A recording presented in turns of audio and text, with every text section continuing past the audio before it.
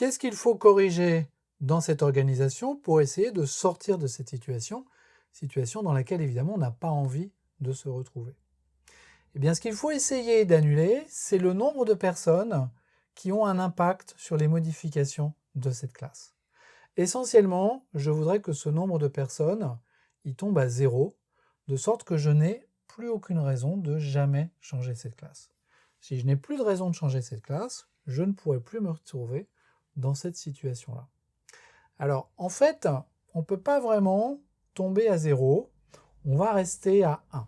C'est-à-dire qu'on va autoriser un seul type de modification dans la classe employée, qui va être le fait de rajouter des fonctionnalités à l'intérieur de cette classe. Si par exemple on veut rajouter une méthode save2JSON, ça c'est une modification autorisée.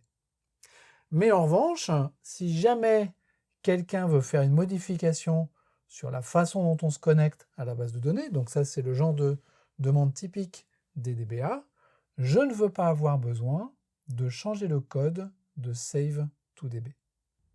On va définir une notion qui est la notion de responsabilité d'une classe, d'une méthode, d'un bloc de code ou éventuellement d'un module. Et on va dire que le nombre de responsabilités d'une classe, c'est précisément le nombre d'acteurs qui peuvent demander des modifications dans cette classe. Et donc, le nombre de responsabilités que j'ai ici, il est de 3, éventuellement plus 1, parce qu'il y a quelqu'un qui n'est probablement pas mentionné ici, mais qui va pouvoir venir me voir en disant « Ah, mais on a aussi besoin d'une méthode save2JSON ». Alors, est-ce que ça va être le web? Dans cet exemple, il y aurait des chances, mais ça peut très bien aussi être un acteur qui ne figure pas sur ce schéma-là.